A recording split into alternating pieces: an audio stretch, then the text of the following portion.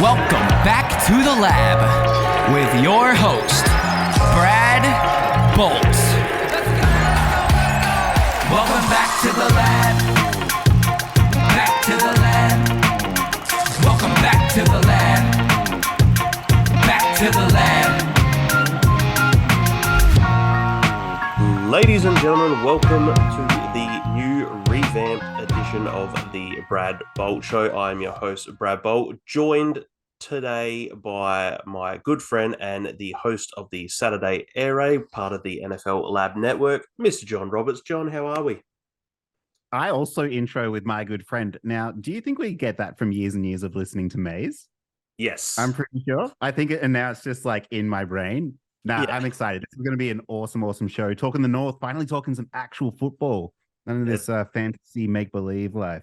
No, and the season is upon us. We've had the Hall of Fame game. We've got some preseason games coming up. Hard Knocks has started, so we're back in the swing of things. So ready to get going. So this show, we're just going to focus on the AFC and NFC North. We're just going to give you pretty much a 30,000-foot overview of the teams, key additions, key losses, some over-under win totals for the season. We just want to get you ready for the season so we can have this condensed and we can start making some maybe playoff predictions, a few other little things. So we'll go through a little bit with these teams here. So, John, I'm going to start with one of your roughy outside. We're coming out with straight fire. We are coming out with straight fire. That's the best way to do it.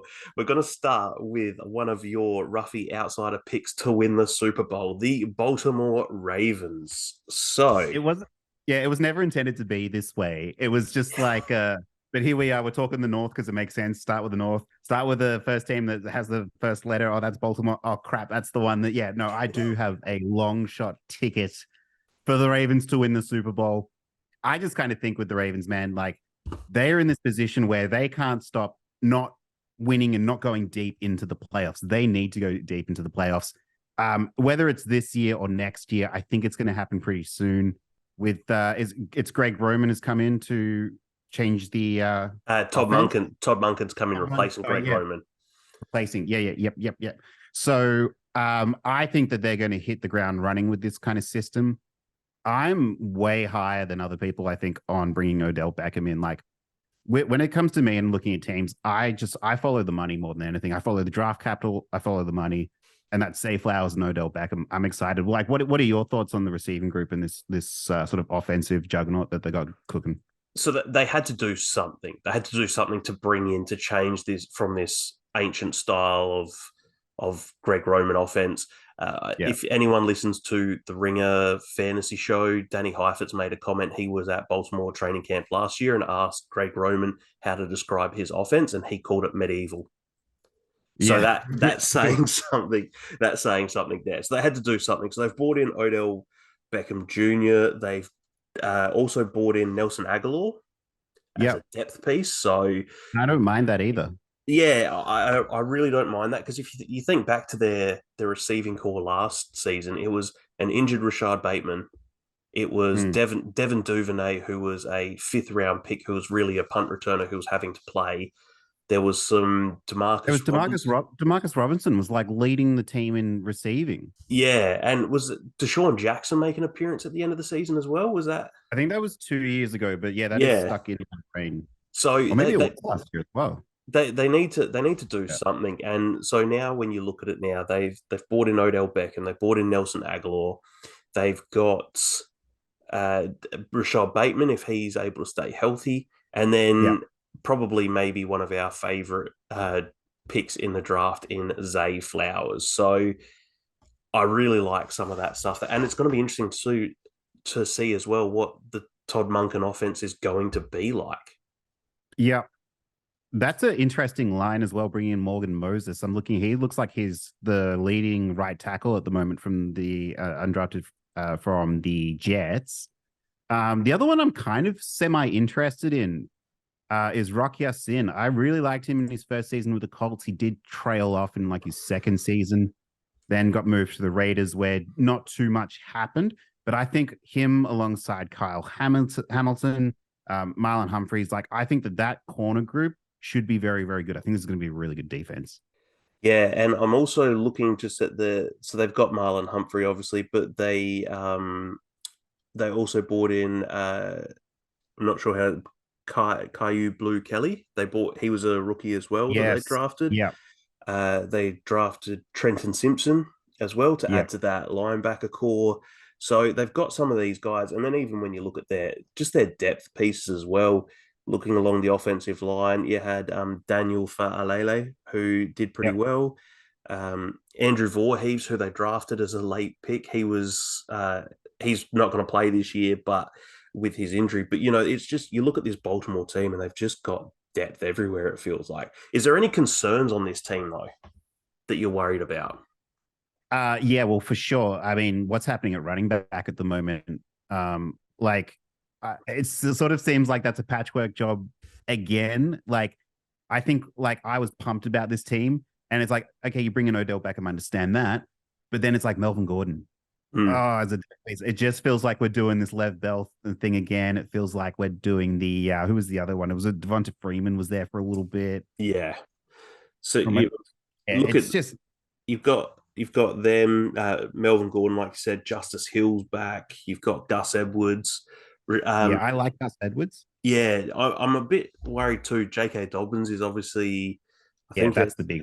It's he's obviously also too unhappy with his contract status on the team, and he's made that well known. So there's that. The other concern that I have as well is actually, so looking at a couple of their key losses, it was Marcus Peters who they've lost, but as you said, Rock Ya-Sin bringing him in sort of, I'm not sure how that'll cover, but it'll be interesting to see. Yeah.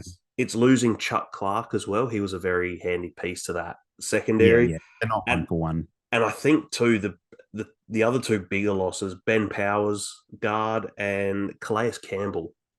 And I guess too, you can now add that to Justin Houston is off of that team as well. So he had 9.5 sacks last year as well. So edge depth is probably one of the other places where I'm a little bit worried about. So looking at their over-under win total is 10.5 wins. So 10.5. Yeah. Look, and what I'll say about the Ravens winning the Super Bowl, that it's completely dependent on Lamar Jackson's ability to stay healthy.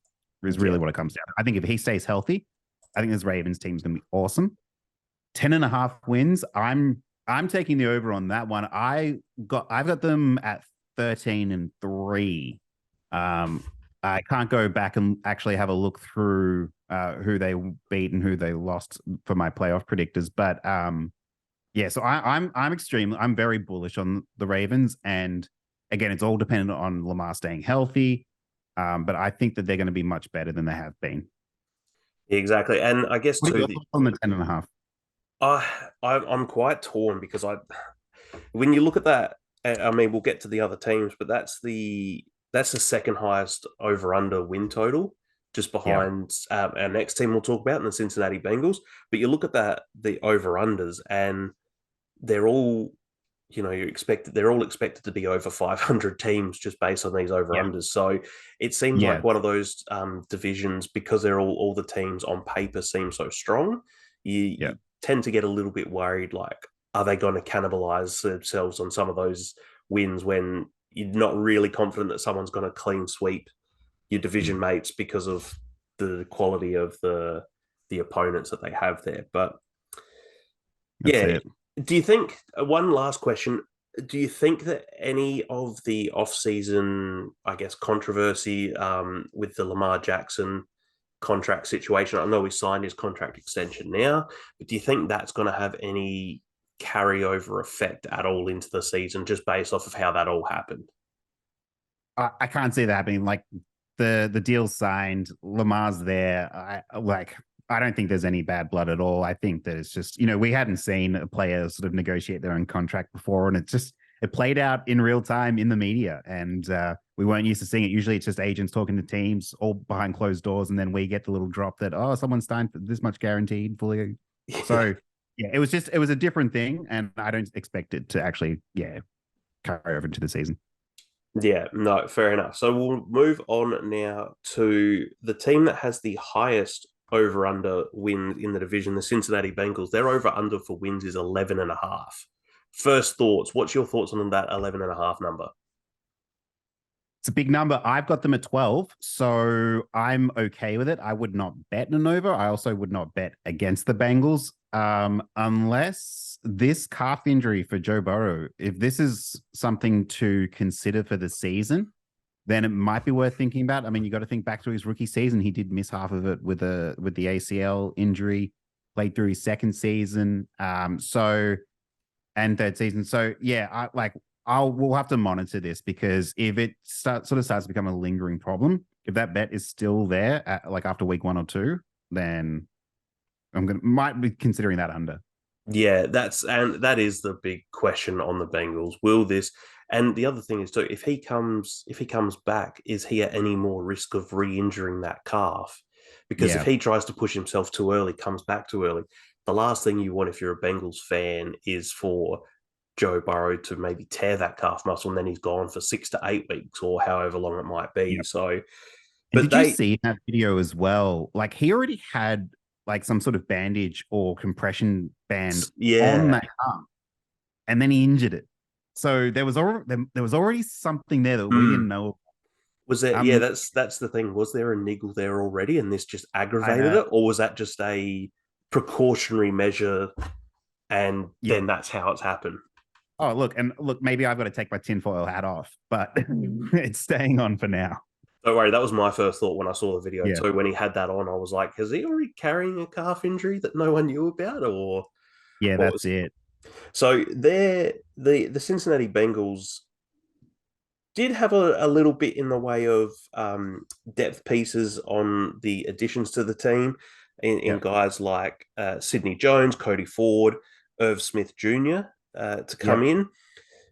I'm also looking at Chidobe Awuzie from Dallas, and I'm also looking at Nick Scott from the Rams. So Australian fan favorite Nick Scott. I do like the addition of Nick Scott. We'll get into the reason why they brought him in a moment, but their big signing. Well, they had a big re-signing, I guess, in Jermaine Pratt to bring him, and Orlando Brown Jr. to come in and protect Joe Burrow. Yeah. He's going to play as that left tackle. They're now moving Jonah Williams over to right tackle, who, as soon as they brought Orlando Brown in, he requested a trade. Yeah. So it'll be interesting to see what happens. La'el Collins, will he be on the team come the end of training camp? Because there's potential that he didn't have a great season last year, so there's potential he might not be there. So, and Alex Capper, I'm looking at from the Bucs, has come over as well. I think he was injured most of last year anyway. Yeah, so their big key losses, they lost Hayden Hurst. He's gone to the Carolina Panthers. Yeah. I'm not sure if you'd classify it as a big loss, but Eli Apple is now gone. Yeah, I think that's a big loss. He's kind of a funny, but yeah, no, I think that's big. For opposition teams, it's big, maybe. But their two big losses are Von Bell and Jesse Bates. Von Bell has ended up in Carolina, and Jesse Bates has ended up in Atlanta. So what's your thoughts on the team, the losses, the additions? Like, what's your thought on the overall roster of the Bengals? You know what I'm scratching my head about is the recent signing we were just talking about. Was it Logan Wilson or? Yeah, Logan Wilson re-signed. Yeah. Yeah. Okay. So Logan Wilson, the linebacker, re-signs, and they let Jesse Bates go. Aren't we always talking about this idea that the linebackers are typically not as valuable as your corners or your safeties, or like in the back? I'm just like, Jesse Bates, I thought was one of the best players on that team. So I just thought it was a bit of a strange addition to let him go. Maybe there was like some controversy there. Are you privy to anything there? The only thing, so I follow a few Bengals analysts and things like that, and I'm really good friends with a guy, Taylor Cornell. If anyone out there is a Bengals fan, please go follow Taylor. He's got a really good Bengals podcast as well. But there was actual hints last season that was going to be Jesse Bates last season in there, just because of the price range, and that there was sort of a bit of foreshadowing last year's draft when they drafted Dax Hill. Sure. So it looks like now that Dax Hill's going to be their starting safety with Nick Scott. So that's going to be their new, because I think too, if you look at it, Nick Scott signed for 3 years and $12 million. And I'm pretty sure, I think Jesse Bates signed for about 4 years, and I want to say about 64, 66 million, somewhere in that range.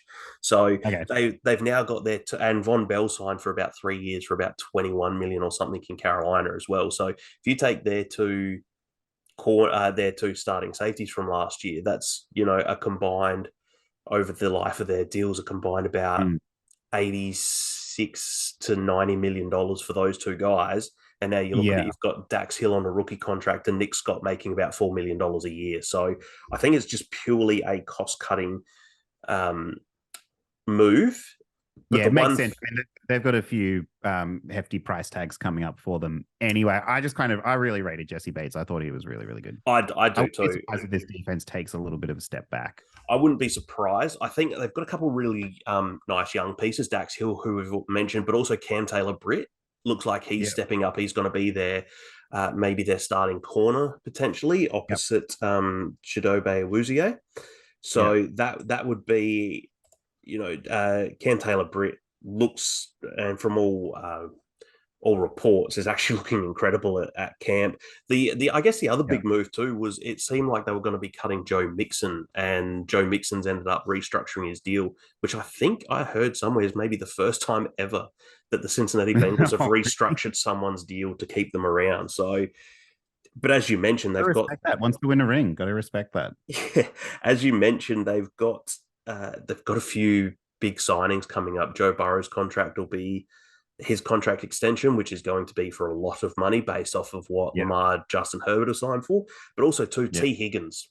They've got to make a decision on T. Higgins at the end of this year too, whether they're going to re-sign him. I feel like it would be remiss of them to let him leave. I think it would be. I mean, they drafted a couple receivers in Charlie Jones and Andre Yoshivas, but I don't think they're quite that. Well, I'm happy to say I don't think they're at anywhere near the same level as what a T. Higgins is. So, was there anyone from the draft for the Bengals that you liked before we move on to the next team?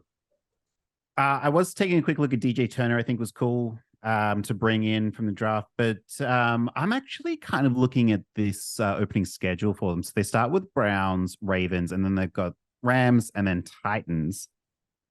Like it's other than the Rams, it's not an easy start of the season. It is sort of like all those division matchups.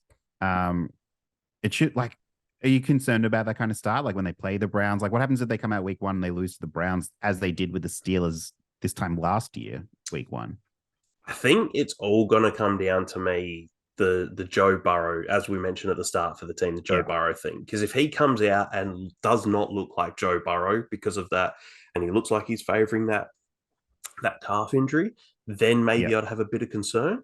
If he doesn't come out and play in that first game, and it's Trevor Siemian, who's you can almost throw the game out the window for what happened. So I do think that will be the big, as we said, the big question is Joe Burrow, that calf, if he's going to be able to survive for the season without re-injuring it, because it feels like the team that they've got so much talent everywhere that they just need to be healthy come towards that back end of the season. If they get into that playoffs, as we've seen the last couple of years, you don't want to be coming up against them at all.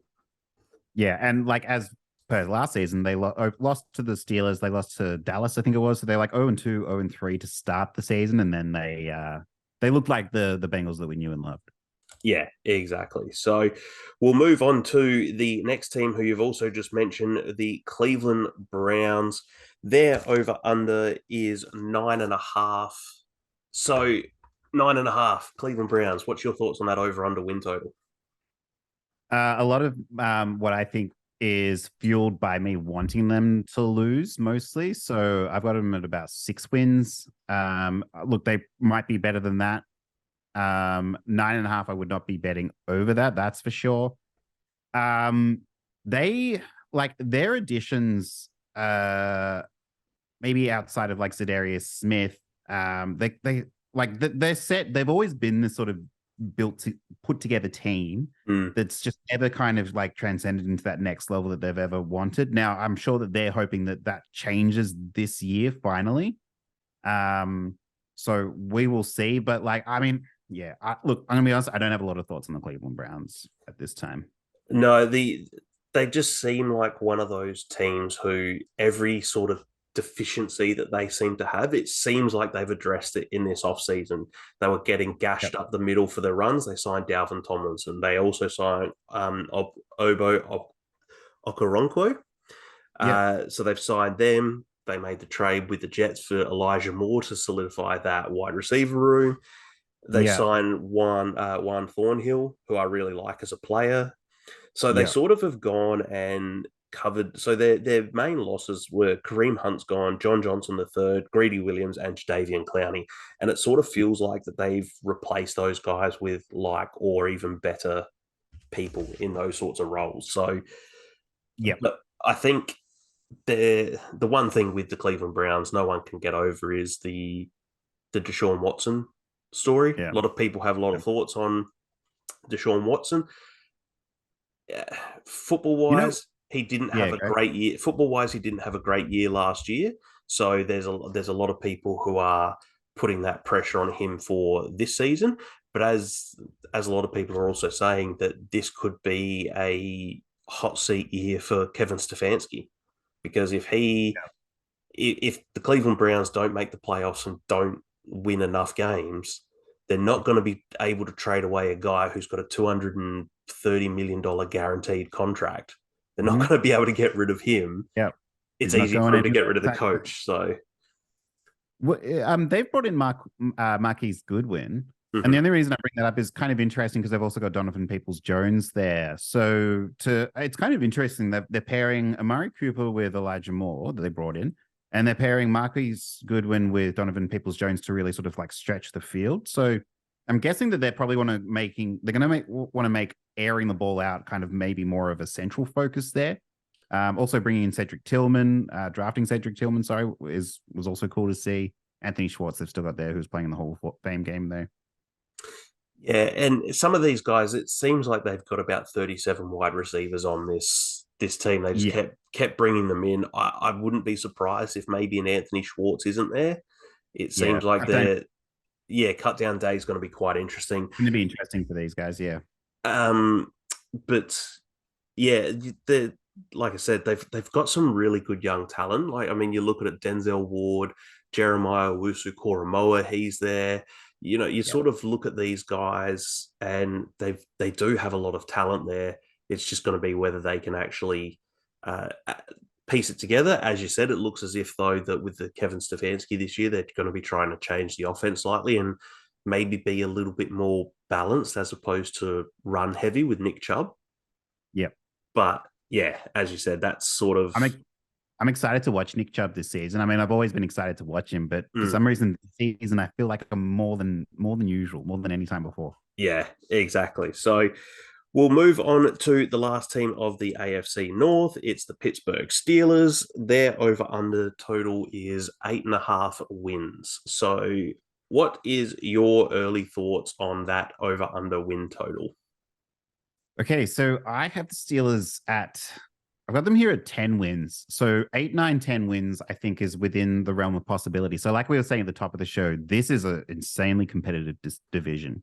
And look, if you told me that the Steelers finished the season with 6 wins, I believe it. If you told me they finished with 10 wins, I believe it. Like, this team is so hard to gauge because you can just never count Mike Tomlin out.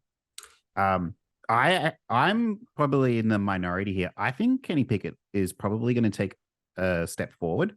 Like a significant step forward. And I don't think I'm really hearing that anywhere at all. I think that Najee's going to be healthy, so that's going to be really good for them. Jaylen Warren, we saw, was a really, really great runner in space last season. I think they've made some really nice additions by bringing in, like, Allen Robinson didn't work out in LA, but we've got Deontay Johnson, we've got George Pickens. They're a good room. They've got the Muth. And they're bringing Darnell Washington to help block as well. So, and at the end of the day, it cost them a 7th round pick to get Allen Robinson in. So even if he doesn't produce, it's not a like it's not a sunk cost really because it didn't cost them anything. He was almost free. Yeah. Yep. And this defense, man, this defense is legit. This is Yeah, just a defense that never go away. and Bringing in and Patrick Pearson will be yeah, interesting to see how it goes. Pat Pete, Larry Ogunjobi. They've brought in DeMonte KZ, Keanu Neal. So Yeah. they've added some Do those two, do those two pieces. guys just go everywhere together? Do they It just seems like follow it. each other around everywhere they go? It seems like it. Everyone knows it's a package deal. You don't get DeMonte Yeah. without Keanu. I would probably. It feels like I need to bet the over just because Mike Tomlin's never gone Yeah. under. Like he Yeah. just, no matter how you think, okay, they're not going to be good this year. Mike Tomlin always wills them to at least a 500 or over 500 record. So it's a bit Yeah. hard to bet against them. Their main real losses, I feel, were Miles Jack and Cam Sutton. But then again, I'm not sure whether that's too big a loss with the guys they've brought in. To me, the only thing that I've seen so far coming out of camp is that their first round pick, Darnell Wright, isn't looking the best at the moment. And there's actual thoughts that he wouldn't win the starting job, which would be interesting. I didn't hear that. That's interesting. Yeah, there's something that I can't remember where I read it, but apparently the veteran whose name I'm blanking on at the moment, who's there in front of him, he so far looks a lot better than Darnell Wright. He seems a bit behind the eight ball, I guess you could say. Where is he? I can't find him. I was a big Quan Alexander guy when he was with the Bucks. Even when he went to the Jets, I really enjoyed him there as well. Now he's probably getting to sort of twilight at this stage, look, he might not even make the 53-man roster, but if he does, look out for Quan Alexander as well. He's a handy piece to bring in and beef up that defense. Yeah. Hey, I haven't got your thoughts on Kenny Pickett. Where do you stand with him? Look, I think he should probably take a step forward from what he was last year because there's reports out, that Matt Canada tried to keep the playbook pretty simple for Kenny Pickett last year, which, did he? Or is just Matt Canada not the best offensive coordinator going around? I don't know. Yeah. That's sort of the Steeler fans that I know and follow. Their main, criticism was of Matt Canada. They felt that that offense was quite stale. They should be better just based on the guys that they've brought in. They've got. I really like their draft. As we said, sorry, it was Broderick Jones. Yes. Okay. Gotcha. Thank you. Sorry, I was looking at the wrong name in mind. Broderick Jones they brought in. Joey Porter Jr. Yeah. I really like that pickup. Keanu Benton as a defensive tackle. That's a really good pickup. You're sort of going through their draft. They did a really good job drafting, as you mentioned, Darnell Washington. You're sort of going through their list and Nick Herbig as an outside linebacker in the fourth round is a really good pick. I like. It's just you go through and they just seem to have done a great job. As they always seem to do a pretty decent job all the time. So, yeah, Broderick Jones, everyone who I was meeting, the offensive tackle. Of course, you can't get through this team without just giving a quick shout out to like Cam Hayward, TJ Watt, Minka Fitzpatrick, like the household names that we just kind of take for granted now. We don't even mention. It's like these guys. This defense is going to be insane. Exactly. So that is our AFC North preview. Now we'll move on to the NFC. Going to start off with the Chicago Bears here. Their over-under win total is 7.5 wins. So what's your thoughts on the Chicago Bears and their 7.5 wins? Got a lot of opinions on the Bears this year. I love Justin Fields. We've even talked about him on my show a while back with Hutch. There's a lot riding on him this season to be good. It's not even him to be good, and I think he will be good, but it's like the Bears need to win games. They can't keep up this trajectory. Like with this coaching staff, the front office, the organization that they've put together, they have to start winning games. Yeah. Will they? Who knows? Like if they finish bottom of the division, is anyone shocked? No.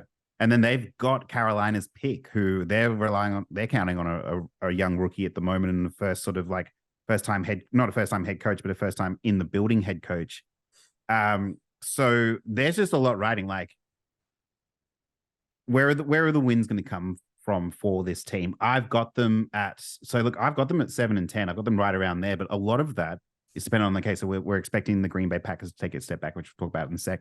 And we're not expecting the Vikings to keep the pace that they had before. So there's wins to be had in there. You know, they're opening as favorites against the Packers week 1. That's going to be so telling if they lose that game. I don't like to say it will define their season. No, but say a lot about.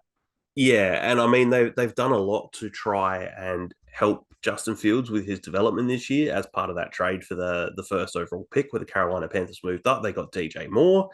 So they've added DJ Moore to that. So that's now going to bump everyone in the receiver room down. That's going to put Darnell Mooney back to being maybe the second option, where he seemed to do so well in that season a couple of years ago with Allen Robinson.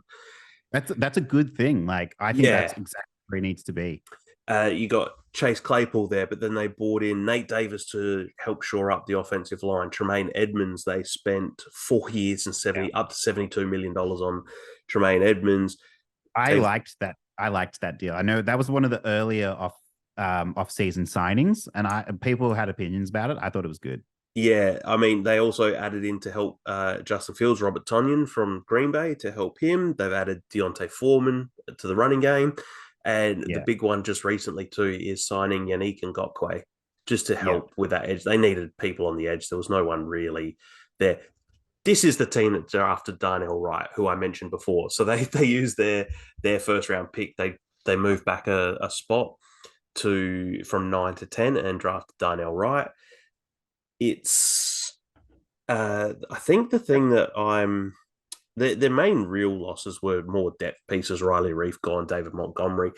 But as you said, you might forget Roquan Smith left halfway through last season. That was a big Smith, That was a lot of like the problem that people had with bringing in Draymond Edmonds is they were like, well, why don't you just pay Roquan Smith? It's like, well, Roquan doesn't want to be there anymore. So this is like this way, this team, this coaching staff can bring in like their guy and they can feel good about that. Same with TJ Edwards and Yannick Ngakoue, which I really like, but that's only just happened. So like lucky they snuck that one in.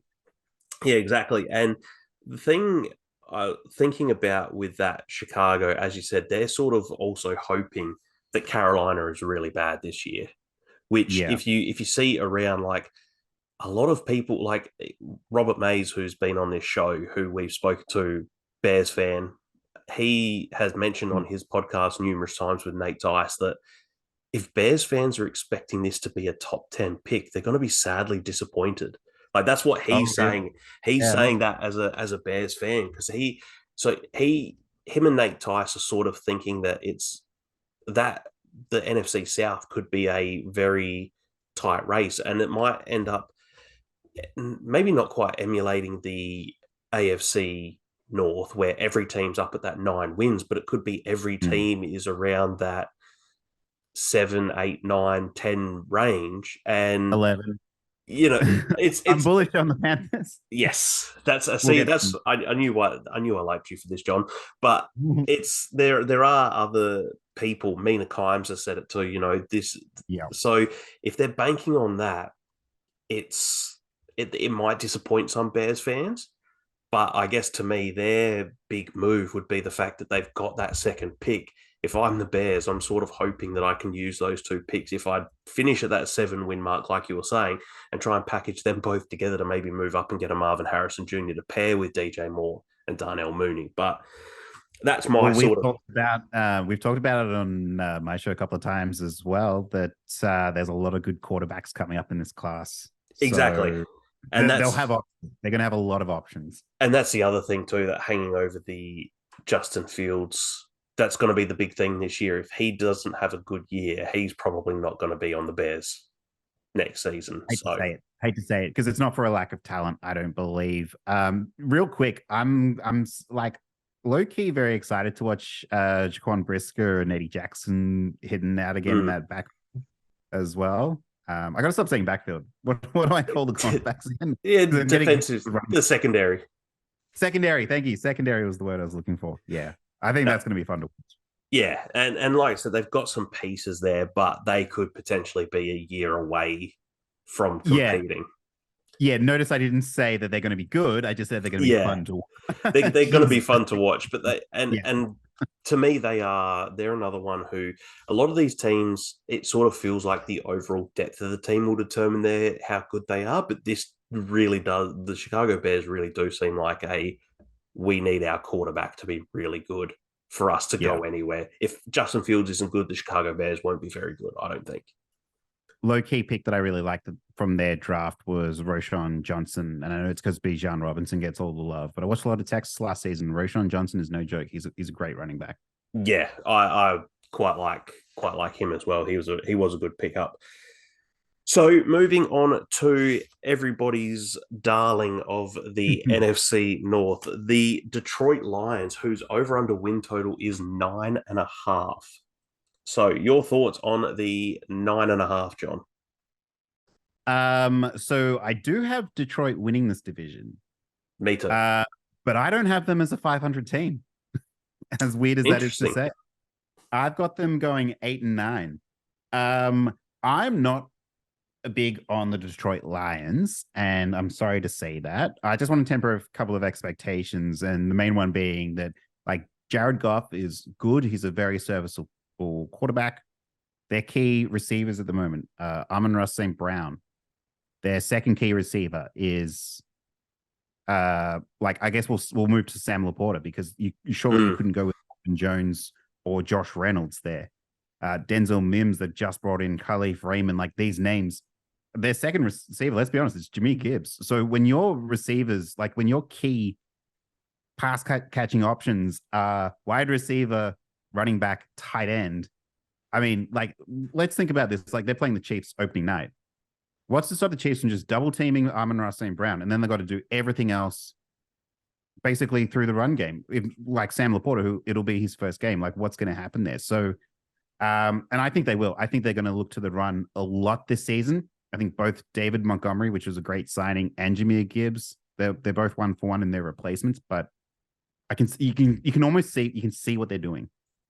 Yeah, and for anyone who doesn't know, Jameson Williams will be missing the first 6 games of the season. He's suspended, so that's one of their big things too. And with this division as well, because there could be a few teams who are very similar in win-loss record, could dropping a few games at the start of the season, if that happens, could that end up determining them missing the playoffs again? Because we saw last season they were right on the cusp of there, and you watch some of their games, and they were fun to watch. Like offensive coordinator Ben Johnson, who stuck around, he removed himself from any head coaching interviews that he had this year.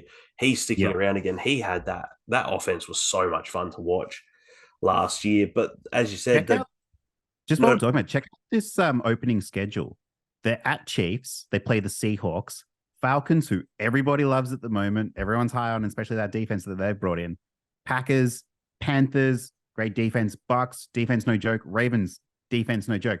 Like, if they lose that game to the Packers, their season's going to start falling apart.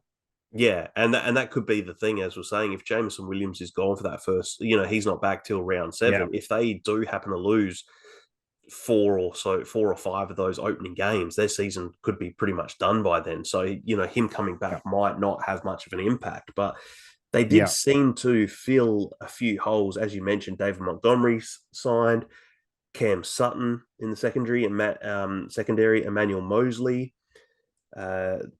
Just having a look here, Chauncey Gardner-Johnson. Chauncey Gardner-Johnson, 1 year, $8 million. Is really handy. Nate Sudfeld. I think he's injured, isn't he? Didn't he injure himself? I thought I saw. Yeah, I think so. But like Nate Sudfeld's back as their backup. They've also got Teddy Bridgewater, who they've just signed in the last couple of days. Yeah. You sort of looking. I'm okay with the Teddy Bridgewater signing. I like the Hendon Hooker pick for them because I really liked Hendon Hooker. We were just talking about Texas, but Nate Sudfeld's good as well. I don't think I just think it's an indictment that Hooker is still a ways away. Yeah, and that could be that's potentially, it seems like one of those picks that they had for this year was mainly to have almost give Hendon Hooker a redshirt season. Yeah. As you know, let him sit for the year. You've got your 3 quarterbacks now. You've got Teddy as your backup, Nate Sudfeld as your third quarterback on game days. Yeah. But, you know, it's even signed just offensive line We depth. Graham Glasgow, you know, bringing in those pieces to help out for a really good offensive line already. It's always good to have that depth. But as you said, the main concern is the receivers, because they didn't bring Yeah. anyone in besides Marvin Jones Jr. and Denzel Mims from trade. Yeah, exactly. We did the draft as well live, and we were talking about their picks. And I mean, I like my initial reactions when we were doing that show was, okay, this is not a great start for them. And that kind of like carried on. Like, what did they start with? Jameer Gibbs, and then Jack Campbell, the linebacker. Like, this is a team that's not in a position to be drafting these sort of like quote unquote luxury picks, but they did it. And I think if you actually look back on that draft, and as you said, live, we were all pretty shocked that Jameer Gibbs went first. But if anyone's watched on YouTube, the Detroit Lions have a Inside the Den, which is a behind the scenes of their draft. It's an hour and a half long. It's incredible to watch. And you're sitting there, and Brad Holmes, GM, had intel that it seemed like actually that the New York Jets were looking to pick Jameer Gibbs at 14. Right. So Okay. they knew that he wasn't going to make it to 18. They thought it was either going to be the Jets, or even I've heard other people thought the Patriots were looking at him at 15. So, you know, they were, there was talk that, you know, they didn't think he was going to get to 18. But you look at their first 4 picks, and it's Gibbs, Campbell, Laporta, and then Brian Branch were their first 4 picks, who I really like Brian Branch. But if you said before the draft they were going to end up with that 4, everyone would have thought Brian Branch first, then Gibbs at the 18, then Porter, and then Jack Campbell. No one would have really expected it to come out as Brian Branch being the last one.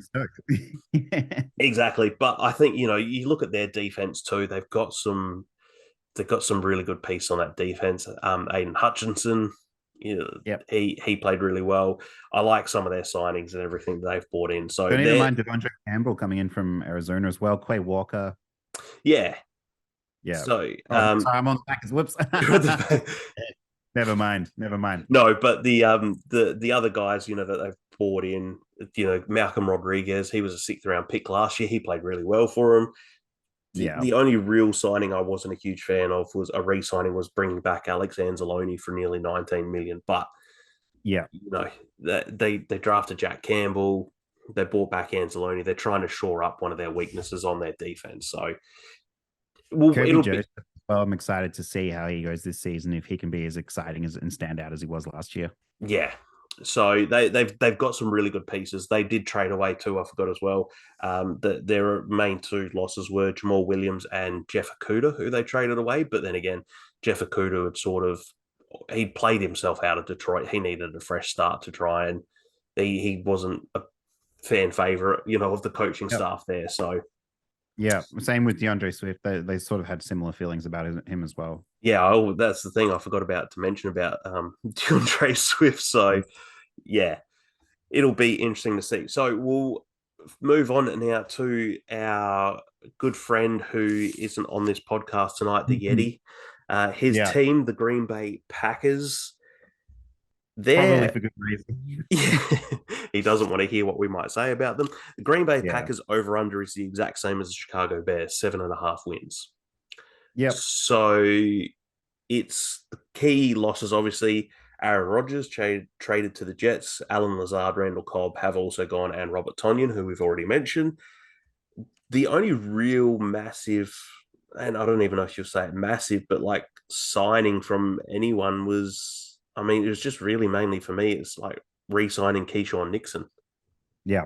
There weren't too many additions to that team that really are standing out. So what's your thoughts on the Packers this year and their over-under win total, their roster construction, and how Jordan Love, the new quarterback, might go? Yeah, I would have loved for Dan to be here, because I would love to actually get his thoughts and break down his team and how he sees it sort of shaking out. I'm not too dismayed by them. I like Jordan Love. I think he'll be fine. I think he's, you know, had enough time to sit behind Aaron Rodgers and like take it all in. I think we haven't really seen enough of him to know And even behind him, Sean Clifford as the backup. I like that as well. He was really fun to watch in college at Penn State. So like a good team that he played for. Similar to what we were talking about with other teams, like I think a lot of this is going to, like what we were saying with the Lions, Aaron Jones, AJ Dillon. I think a lot of this is going to go through the run game as well. They're going to be there to support. Like I was saying before, Devondre Campbell, I don't mind bringing him in as well for linebacker. Preston Smith as well from Washington. It's just these receivers, man. I find them really hard to get excited about. Christian Watson had a really nice sort of stretch of games last year.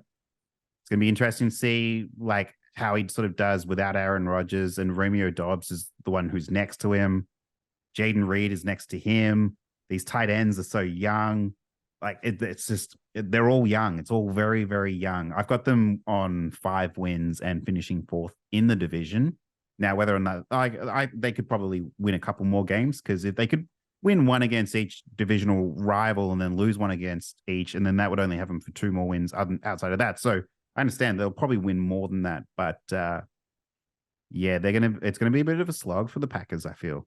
Yeah, and it's obviously too. This is another team. A lot of questions around the quarterback with Jordan Love.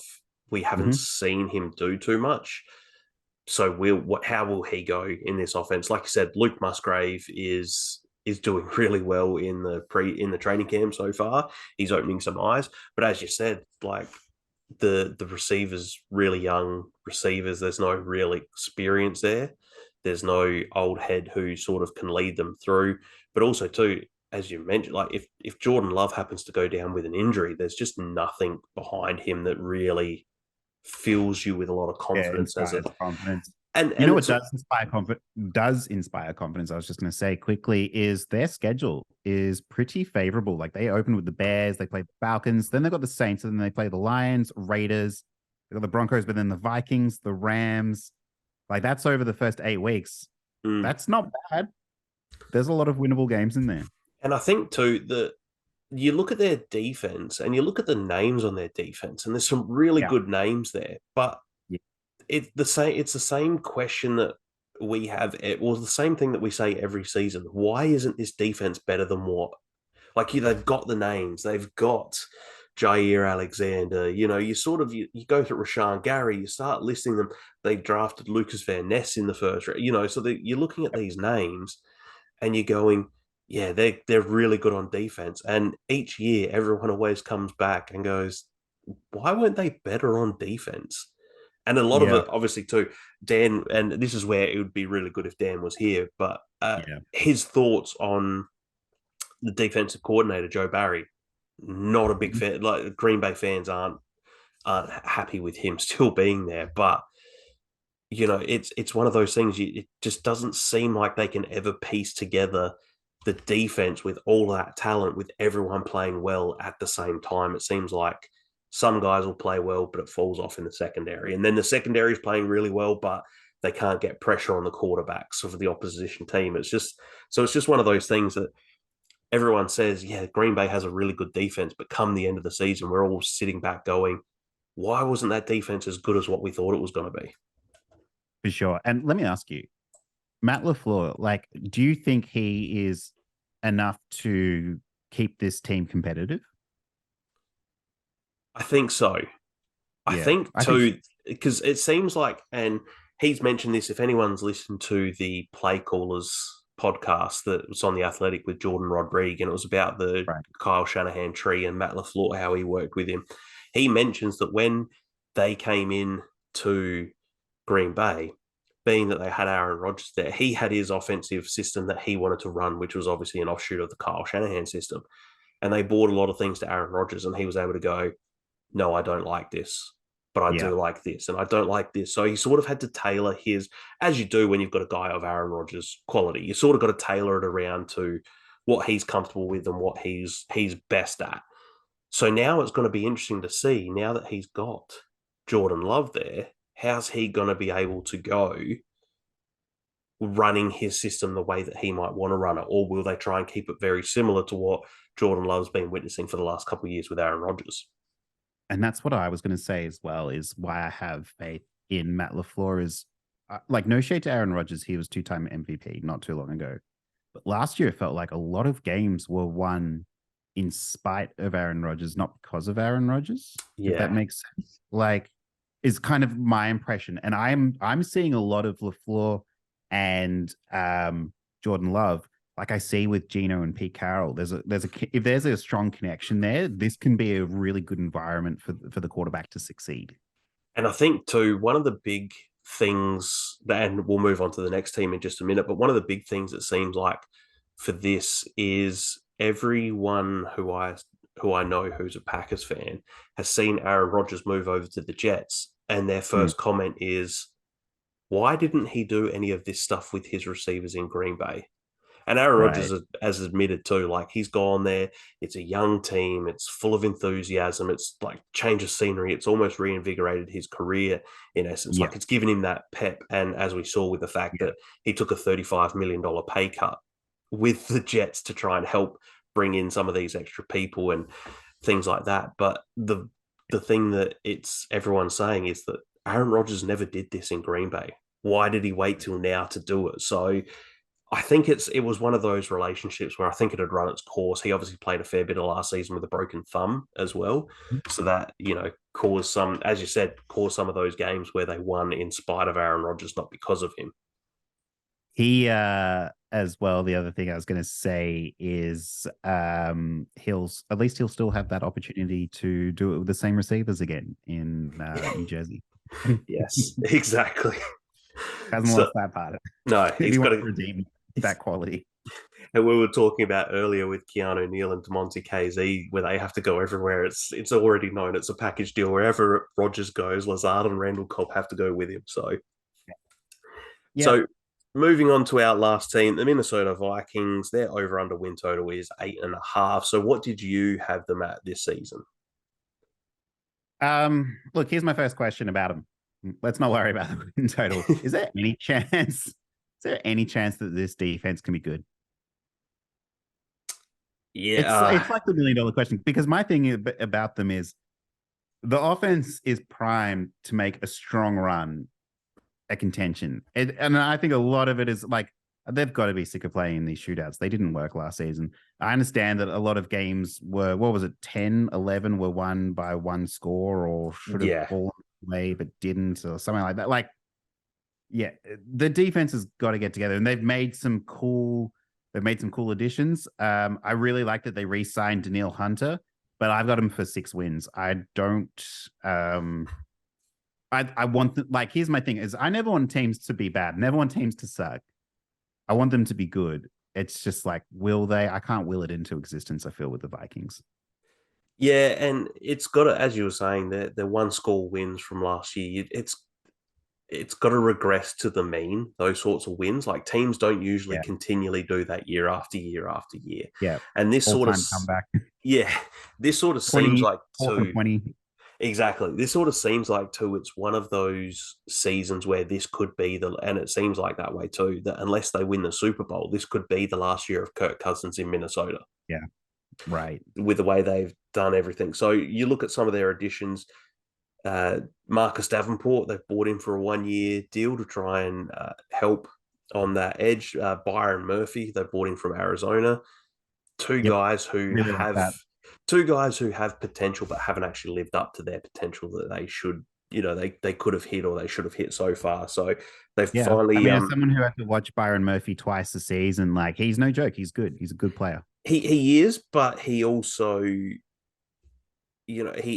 it's not consistent enough. It's probably the word I'm looking for. It's one of those things that he has that talent, but it's just hasn't been consistent enough in his career, which is probably why Arizona were willing to let him go, because, if he was consistent all the time, there's no way he's left the desert. Like, he's still out in Arizona. Yeah. But, Minnesota. Poor old Buda Baker all there by himself. Yeah. And he's tried to get out and he can't. So yeah. But their main losses, Patrick Peterson, Dalvin Tomlinson, Adam Thielen's gone to Carolina, and the big one is Dalvin Cook gone. So that real Minnesota, and I guess Zadarius Smith, we forgot to mention him with Cleveland as well. But it really does seem like that this is the last year of the Minnesota Vikings that we've known for so long. They strike me as the kind of team that is probably willing to mortgage their future to get one of these quarterbacks in the draft that's coming up as well, if it sort of falls south too. So, they brought in TJ Hawkinson. That's actually sort of worked out for them as well when they let Irv. So, a couple of nice additions there. The vacated targets that Adam Thielen has left in the routes run for Jordan Addison to pick up will be really interesting to watch. It's going to be interesting to see how much KJ Osborne is playing that position to start, and then when does Jordan Addison take over? Will it be, from the bye week, or will he hit the ground running? Even Justin Jefferson, you got to remember the first 3 games, he didn't do too much. So I'd be surprised if they put a lot on his plate to begin with. Yeah, and it's just, I guess too, it's one of those things that everything's going to gravitate.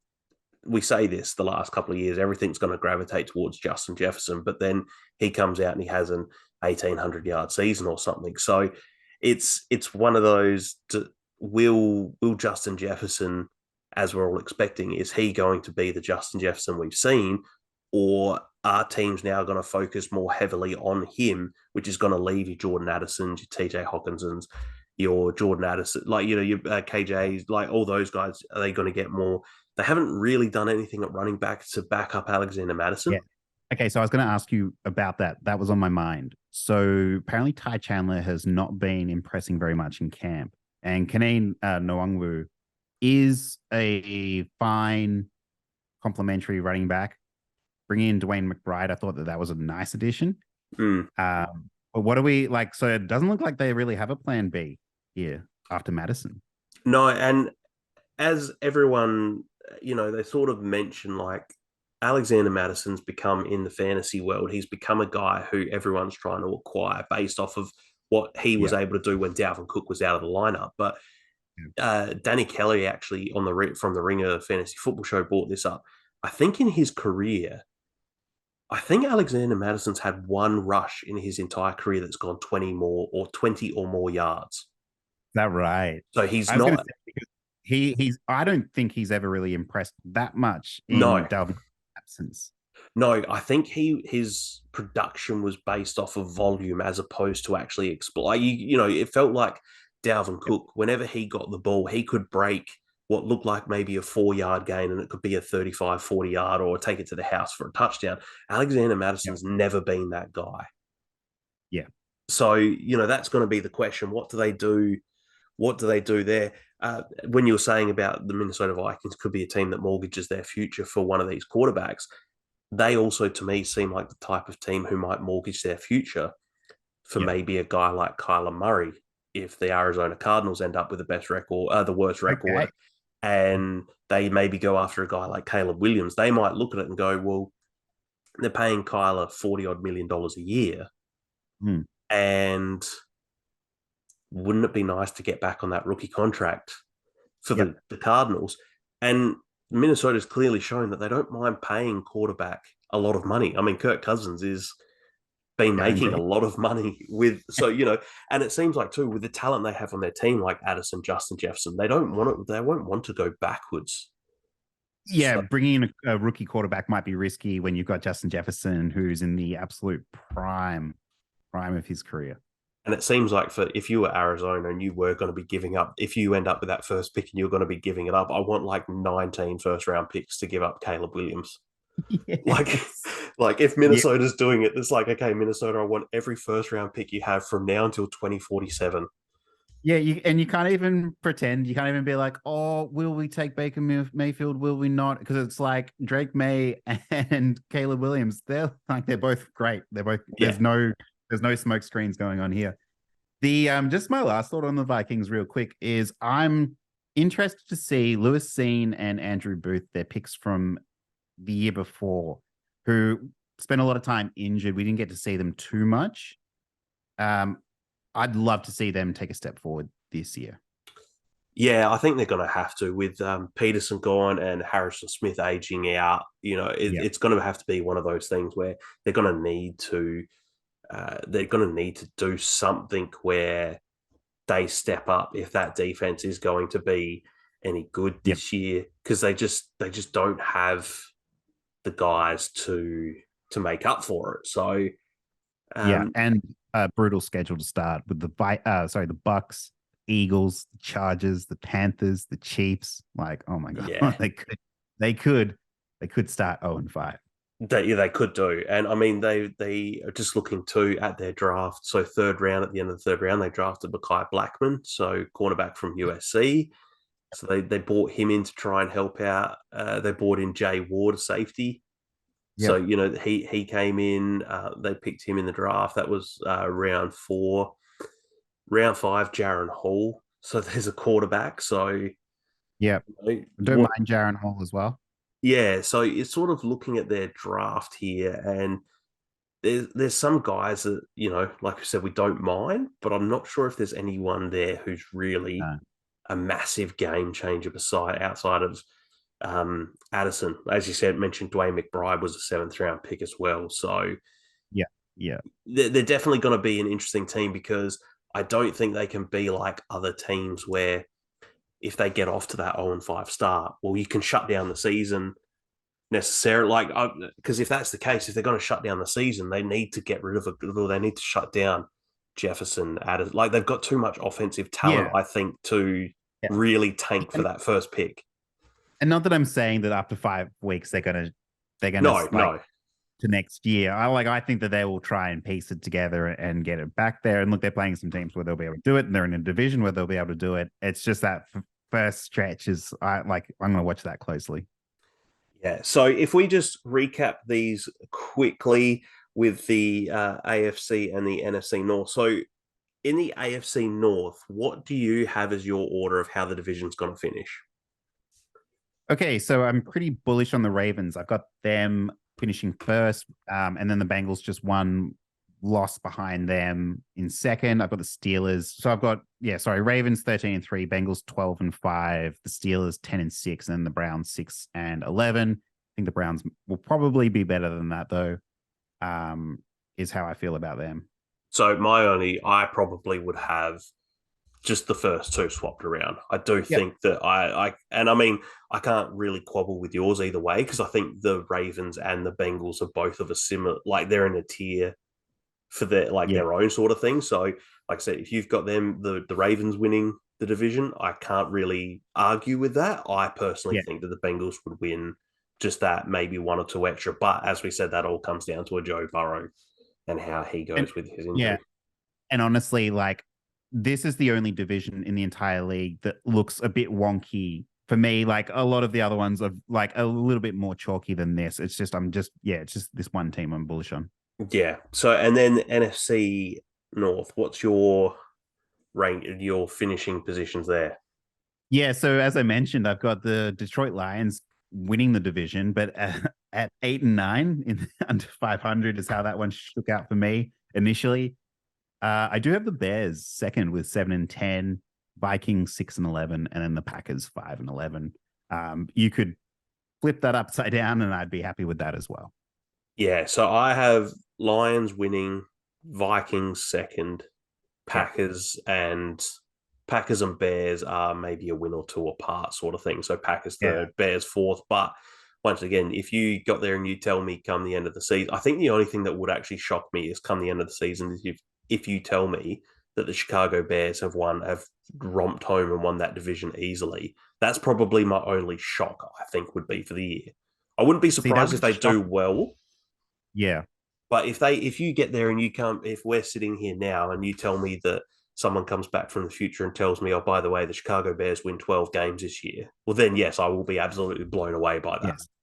Okay, so that would shock me, 12 wins. The Bears winning the division, though, that wouldn't shock me. And it's like I was saying, they're like Justin Fields, he has to win. The Bears, they have to win. So would it shock me if they won the division? No. Will I think it will happen? No. I would love to will it into existence because I want Justin Fields to succeed. But they're like a Chicago Bears that's 5-11 is a very real possibility. Yeah, exactly. So that's going to do it for the North on this episode. If you are still hanging around, please like and subscribe and follow us on YouTube. You can find John on Twitter at John Lloyd Roberts. You can find me at BradBolt1. You can find the NFL Lab Network at NFL Lab Network. We've got the Saturday Air Raid that's out every Saturday morning here in Australia. Going well. It's going well. We're having some... We're enjoying it. We're having some good feedback from people who are enjoying the show, getting some really good numbers. So is there anything else that you would like to plug, John, before we get out of here? No, honestly, just NFL Lab and how it's going at the moment. It's a lot of fun. Saturday Air Raid's a great show. We're building a great community. If you'd like to maybe test your waters on the airways, maybe hit us up as well. Yes, we're always happy to, if anyone would like to jump on some podcasts, we're going to have plenty of opportunity. I don't want to put you on the spot. I don't want to put words in your mouth. No.